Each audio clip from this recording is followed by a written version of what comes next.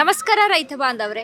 ಕೃಷಿಯಲ್ಲಿ ಯಾವ ತಳಿಯ ಆಯ್ಕೆ ಮಾಡಬೇಕು, ಅದರಲ್ಲಿ ಈ ಒಂದು ಏನು ಹಣ್ಣಿನ ಬೆಳೆಗಳನ್ನ ಬೆಳಿತೀನಿ ಅಂತ ಹೋದಾಗ ಅದರಲ್ಲಿ ಯಾವ ತಳಿ ಬೆಸ್ಟ್ ಆಗಿರುತ್ತೆ, ಇನ್ನು ಮ್ಯಾಂಗೋ ಅಂತ ಬಂದರೆ, ಮಾವಿನ ಹಣ್ಣು ಅಂತ ಬಂದರೆ ಅದರಲ್ಲಿ ಯಾವ ತಳಿ ಬೆಸ್ಟ್ ಆಗುತ್ತೆ, ಹೀಗೆ ವೆರೈಟಿ ಆಫ್ ತಳಿಯನ್ನು ಇಲ್ಲಿ ಹಾಕಿ ಏನು ನಮ್ಮ ಕೃಷಿ ಭೂಮಿಗೆ ಹಾಕಿ ಅಲ್ಲಿ ಒಂದಿಷ್ಟು ಪ್ರಯೋಗಗಳನ್ನು ಮಾಡ್ಬೋದಾ, ಈ ರೀತಿಯಾಗೆಲ್ಲವೂ ಕೂಡ ಅಂದರೆ ಹೊಸದಾಗಿ ಏನಾದರೂ ಕೃಷಿಯಲ್ಲಿ ಮಾಡಬೇಕು ಅನ್ನುವಂಥ ನಿಟ್ಟಿನಲ್ಲಿ ರೈತರು ಮತ್ತು ಚಿಂತನೆಯನ್ನು ನಡೆಸ್ತಾ ಇರ್ತಾರೆ. ಈಗ ಅದರಂತೆ ಒಂದಿಷ್ಟು ವೆರೈಟಿ ಆಫ್ ತಳಿಗಳಿದ್ದಾವೆ, ಅದನ್ನ ನಾವು ತೋರಿಸ್ತಾ ಹೋಗ್ತೀವಿ. ಇದನ್ನ ನೀವು ಕೃಷಿಯಲ್ಲಿ ಮಾಡ್ಕೊಂಡ್ರು ಕೂಡ ಹೇಗೆ ಲಾಭ ಇದೆ ಎಲ್ಲದರ ಬಗ್ಗೆ ಕೂಡ ಇಲ್ಲಿ ಎಕ್ಸ್ಪ್ಲೇನ್ ಮಾಡ್ತಾ ಹೋಗ್ತೀವಿ. ಇದ್ರ ಬಗ್ಗೆ ಮಾಹಿತಿಯನ್ನ ಕೊಡೋದಕ್ಕೆ ನಮ್ಮ ಜೊತೆಗೆ ಇದ್ದಾರೆ ಶ್ರೀನಿವಾಸ್ ಸರ್, ಅವ್ರನ್ನ ಮಾತಾಡ್ತಾ ಹೋಗೋಣ. ಸರ್ ನಮಸ್ತೆ. ನಮಸ್ತೆ ಮೇಡಮ್. ಸರ್, ಇದೀಗ ಇಲ್ಲಿ ವೆರೈಟಿ ಆಫ್ ತಳಿಗಳನ್ನ ನೋಡ್ತಾ ಇದೀವಿ ನಾವು. ಸೊ ಈ ತಳಿಗಳಲ್ಲಿ ಯಾವ್ಯಾವ ತಳಿಗಳಿದಾವೆ ಸರ್, ಹೇಗೆ ರೈತರು ಯೂಸ್ ನೋಡಿ, ನಮ್ಮಲ್ಲಿ ಸುಮಾರು ಒಂದು 27 ಹೊರದೇಶದ ಮಾವಿನ ತಳಿಗಳಿದಾವೆ ಮೇಡಮ್. ಅದರಲ್ಲಿ ಮುಖ್ಯವಾಗಿ ನೋಡಿ ತಾಯಿ ಬನಾನಾ ಮ್ಯಾಂಗೋ ಅಂತ, ಇದು ನಮ್ಮ ಬಾಳೆಹಣ್ಣು ಥರ ಉದ್ದ ಬರುತ್ತೆ, ಮತ್ತು ಇದು ತಿನ್ನಲಿಕ್ಕೆ ತುಂಬ ರುಚಿ ಇರುತ್ತೆ, ಮತ್ತು ಇದರಲ್ಲಿರ್ತಕ್ಕಂಥ ಏನು ಬೀಜ ವಾಟೆ ಅಂತ ಕರಿತೀವೋ ತುಂಬ ತೆಳ್ಳಗಿರುತ್ತೆ, ಸೊ ಪಲ್ಪ್ ಜಾಸ್ತಿ ಇರುತ್ತೆ, ಮತ್ತು ಕೀಪಿಂಗ್ ಕ್ವಾಲಿಟಿನೂ ತುಂಬ ಚೆನ್ನಾಗಿದೆ ಮೇಡಮ್. ಅದೇ ಥರ ಇದು ಮಿಯಾಜಾಕಿ ಅಂತೇಳಿ Japanese variety, world's best mango ಅಂತೇಳಿ ಕರೀತಾರೆ. ಇದನ್ನು ತಿನ್ಲಿಕ್ಕೆ ತುಂಬ ಚೆನ್ನಾಗಿರುತ್ತೆ, ಮತ್ತು ಮೇಲ್ಗಡೆ ಹಣ್ಣಿನ ಬಣ್ಣನೂ ತುಂಬ ಚೆನ್ನಾಗಿದೆ. ಅದೇ ಥರ ಕೀಪಿಂಗ್ ಕ್ವಾಲಿಟಿ ತುಂಬ ಚೆನ್ನಾಗಿರುತ್ತೆ. ಇದು ಹಣ್ಣು ಆದಮೇಲೆ ಸುಮಾರು ಒಂದು 10 ದಿನ ಆದ್ರೂ ಕೆಡೋದಿಲ್ಲ, ಗಟ್ಟಿಯಾಗಿರುತ್ತೆ ಮೇಡಮ್. ಅದೇ ಥರ ಇದು ಅಮೆರಿಕ ದೇಶದ್ದು ರೆಡ್ ಐವರಿ ಅಂತ, ಇದೂ ಉತ್ತಮವಾದ ತಳಿ. ಇದು ಬಂದು ಸುಮಾರು 1 ಕೆಜಿಯಿಂದ 1 ಕೆಜಿ 200 ಗ್ರಾಮ್ವರೆಗೂ ತೂಗುತ್ತೆ. ಇದು ನೋಡಲಿಕ್ಕೆ ಸ್ವಲ್ಪ ಉದ್ದ ಬರುತ್ತೆ. ಇದು ಬಂದು ಟಾಮ್ ಅಟ್ಕಿನ್ಸ್ ಅಂತ ಮೇಡಮ್, ಎಗೇನ್ ಇದೂ ಅಮೆರಿಕ ದೇಶದ ತಳಿ. ಮತ್ತು ಇದು ಬಂದು ನಮ್ಮ ಇಂಡಿಯಾದೇನೆ ಇಮಾಮ್ ಪಸಂದ್ ಅಂತ. ಇದು ಬಂದು ತಾಯ್ ವೆರೈಟಿ ನಾಮ್ ಡಾಕ್ಮಾಯ್ ಅಂತ ಮೇಡಮ್. ಇದು ಬ್ಲ್ಯಾಕ್ ಮ್ಯಾಂಗೋ.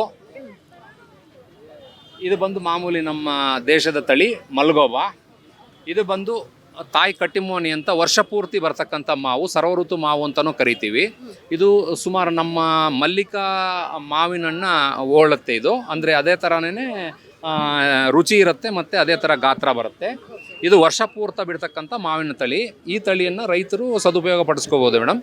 ಇದನ್ನು ಬೆಳೆಯೋದ್ರಿಂದ ವರ್ಷ ಪೂರ್ತ ಮಾವಿನ ಹಣ್ಣು ಸಿಗುತ್ತೆ ಮಾರ್ಕೆಟಲ್ಲಿ.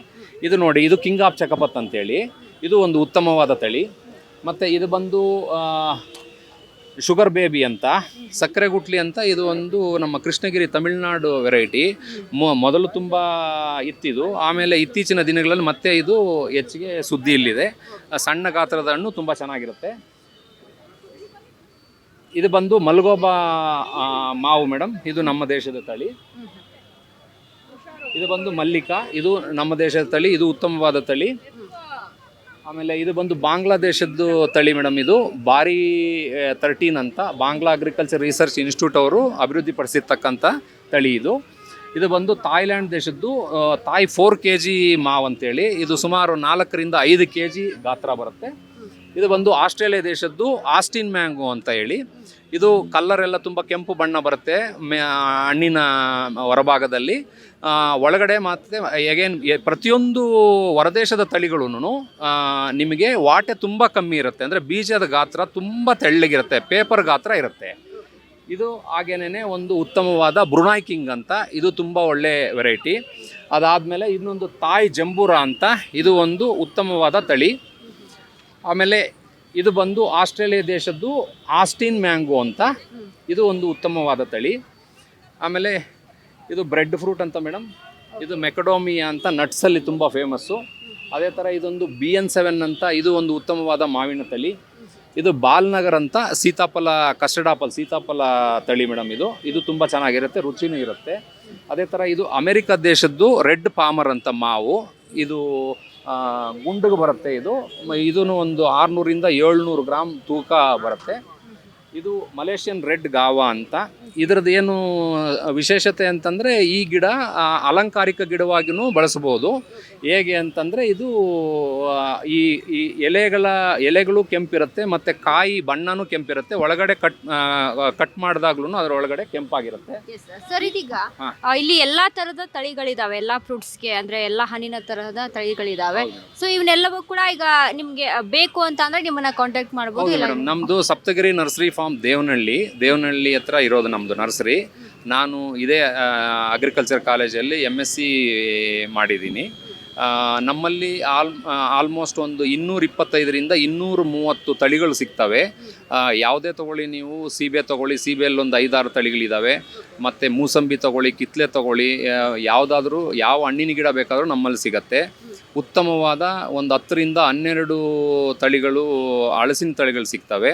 ಮತ್ತು ನಮ್ಮಲ್ಲಿ ಮಾವು ಇವತ್ತು ಒಂದು 56 ತಳಿ ನಮ್ಮ ನರ್ಸರಿಯಲ್ಲಿ ಸಿಗತ್ತೆ. ನೀವು ಯಾವಾಗ ಬಂದ್ರೂ ಅದರಲ್ಲಿ 56ರಲ್ಲಿ ಒಂದು 27 ಹೊರದೇಶದ ತಳಿಗಳನ್ನು ನಾವು ಮೇಂಟೈನ್ ಮಾಡಿದ್ದೀವಿ. ಇದರಲ್ಲಿ ನಾನು ಪ್ರತಿಯೊಂದು ಒಂದೊಂದು ಗಿಡನ ನಾನು ನಮ್ಮ ನರ್ಸರಿ ಇಲ್ಲ ತೋಟದಲ್ಲಿ ಹಾಕಿ, ಅದು ಬೆಳೆದ ಮೇಲೆ ಹಣ್ಣಿನ ರುಚಿ ತಿಂದು ಅದು ಬೆಳೆಯತ್ತಾ ನಮ್ಮ ವಾತಾವರಣಕ್ಕೆ ಅನುಗುಣ ಅಡ್ಜಸ್ಟ್ ಆಗತ್ತಾ ಅಂತ ಅನ್ನೋದ್ರ ಮೇಲೆ ಡಿಸೈಡ್ ಮಾಡಿ ಈಗ ನಾನು ಧೈರ್ಯವಾಗಿ ರೈತರಿಗೆ ಹೇಳ್ಬೋದು ಇದನ್ನು ಬೆಳೀಬೋದು ಅಂತ. ಕಾರಣ ಇಷ್ಟೇ, ಪ್ರತಿಯೊಂದು ದೇಶದ ಮಾವು ನಮ್ಮ ವಾತಾವರಣಕ್ಕೆ ಅನುಗುಣ ಅಡ್ಜಸ್ಟ್ ಆಗತ್ತೆ, ಮತ್ತು ಇಲ್ಲಿ ಕಮರ್ಷಿಯಲ್ ಆಗೂ ಬೆಳೀಬೋದು ಅಂತ ಹೇಳ್ಬೋದು ಮೇಡಮ್. ಇದೀಗ ರೈತರು ಈಗ ಬೇಕಂತ ಅಂದ್ರೂ ಕೂಡ ಇವ್ರನ್ನ ಕಾಂಟ್ಯಾಕ್ಟ್ ಮಾಡಿ ಆ ಒಂದು ನರ್ಸರಿ ಎಲ್ಲ ಥರದಂಥ ಹಣ್ಣಿನ ಬೆಳೆಗಳು ಇಲ್ಲಿ ಸಿಗುತ್ತೆ, ಅವುಗಳನ್ನ ಪಡೆದುಕೊಳ್ಬೋದು. ಸರ್, ಇದೀಗ ಫೈನಲ್ ಆಗಿ ಅಂದರೆ ರೈತರಿಗೆ ಯಾವ ರೀತಿಯಾಗಿ ಈಗ ಹೊರದೇಶದ ತಳಿಗಳು ಅಂತಾನು ಹೇಳಿದ್ರಿ, ಎಲ್ಲ ಕಡೆನೂ ಒಗ್ಗೂಡುತ್ತಾ, ಎಲ್ಲ ಮನೆಯಲ್ಲೂ ಕೂಡ ಒಗ್ಗೂಡುತ್ತಾ ಮೇಡಮ್? ಇದರಲ್ಲಿ ಸಾಮಾನ್ಯವಾಗಿ ಒಂದು 70% ತಳಿಗಳು ನಮ್ಮ ಮಣ್ಣಿನ ಮತ್ತು ನೀರಿನ ಗುಣಕ್ಕೆ ಮತ್ತು ವಾತಾವರಣಕ್ಕೆ ಹೊಂದಿಕೊಳ್ತಕ್ಕಂಥ ಒಂದು ಶಕ್ತಿ ಇದೆ ಮೇಡಮ್. ಆಮೇಲೆ ಇವು ಹೊಸದಾಗಿರೋದ್ರಿಂದ ಜನರಿಗೆ ಒಂದು ಕುತೂಹಲ ಇರುತ್ತೆ, ಯಾವ ಥರ ಇರುತ್ತೆ ಮತ್ತು ಇದು ನಿಜವಾಗ್ಲೂ ಕೀಪಿಂಗ್ ಕ್ವಾಲಿಟಿ ಇರುತ್ತಾ, ರುಚಿ ಇರುತ್ತಾ ಅಂತ ಅನ್ನೋವಂಥದ್ದು.